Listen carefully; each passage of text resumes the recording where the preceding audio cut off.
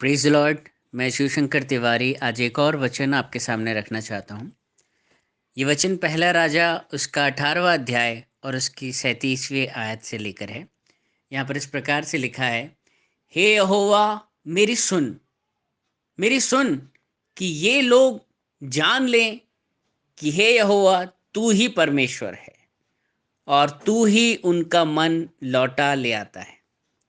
तब यहोवा की आग आकाश से प्रकट हुई और होम बलि को लकड़ी और पत्थरों और धूलि समेत भस्म कर दिया और गड्ढे में का जल भी सुखा दिया। यह देख सब लोग मुंह के बल गिरकर बोल उठे, यहोवा ही परमेश्वर है, यहोवा ही परमेश्वर है। आज हम देख रहे हैं कलीसियाओं में लोग मुंह के बल गिरकर समर्पण कर ही नहीं रहे। मैं आपको फिजिकली मुंह के बल गिरकर दंडवत करने की बात नहीं कर रहा हूँ।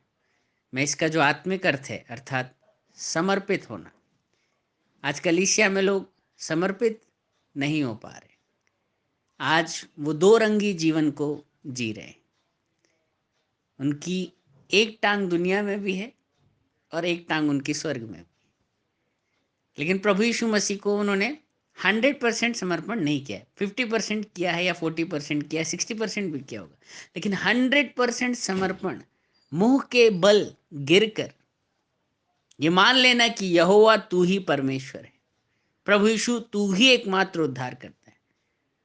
आज ये नहीं हो पा रहा। आज कलीसियाओं में लोगों को आकर्षित करना पड़ रहा है, बांध कर रखना पड़ रहा है कि कहीं वो प्रभु से दूर भाग ना जाए, कलीसिया से दूर भाग ना जाए। बहुत मेहनत करनी पड़ती है लोगों को बांध कर रखने के लिए, बहुत मैनेजमेंट करना पड़ रहा है।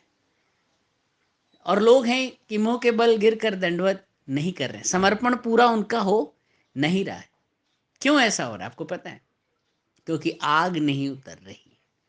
यहाँ पर हमने देखा कि एलियाह ने क्या किया, बाल के नबियों के सामने ये साबित करने के लिए कि यहोवा ही एकमात्र परमेश्वर है, उसने कहा कि जिसकी वेदी पर आग उतरेगी उसका ही परमेश्वर सच्चा होगा।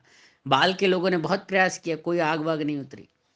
लेकिन एलियाह ने क्या बोला, आज ये लोग जान लें कि यहोवा ही परमेश्वर है, तो अपनी अग्नि को भेज पिता और इस वेदी के जो भी बलिदान है इसको ग्रहण कर। एक तो आग उतर नहीं रही है, इसलिए लोगों के जीवन में बदलाव आ नहीं रहा है। और दूसरी बात, आग क्यों नहीं उतर रही पता है आपको?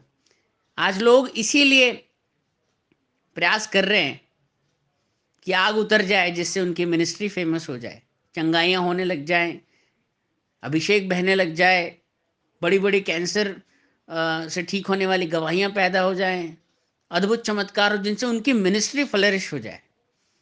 आज लोग इसलिए नहीं आग मांग रहे कि यहोवा का नाम ऊंचा उठाया जाए।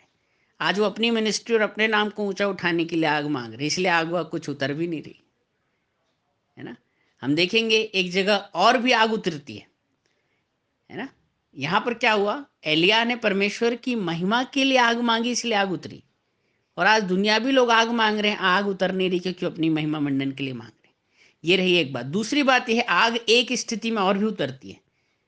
वो लिखा है गिनती की किताब 11वां अध्याय उसकी पहली आयत, यहाँ लिखा है, फिर वे लोग बुड़बुड़ाने और यहोवा के सुनते बुरा कहने लगे। निदान यहोवा ने सुना और उसका कोप भड़क उठा और यहोवा की आग उनके मध्य जल उठी और छावनी के एक किनारे से लेकर दूसरे किनारे तक भस्म करने लग गई। आग तब भी उतरेगी जब आप परमेश्वर की ही महिमा के लिए प्रार्थना करेंगे, तब आग उतरेगी।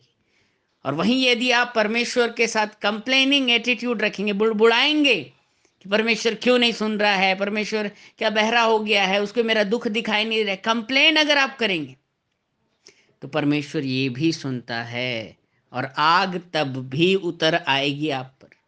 आज आप इस तरह का अगर रवैया रखते हैं परमेश्वर के प्रति, आप जो है अनाज्ञाकारिता और कह सकते हैं कि थैंकफुलनेस नेचर एटीट्यूड नहीं रखते हैं अपना, बुड़बुड़ाते रहते हैं, कंप्लेन करते रहते हैं, परमेश्वर को ही कोसते रहते हैं, बुरा भला कहते रहते हैं, परमेश्वर सुनता है। और उस अवस्था में भी हमने देखा क्या हुआ, इजरायलियों पर आग उतर आई, भस्म करने लग गई वो। तो आज यदि आप अपने जीवन में आग चाहते हैं तो वो आग चाहिए जो आपको ऊपर उठा सके, महिमा दे सके, ना कि भस्म कर सके। धन्यवाद।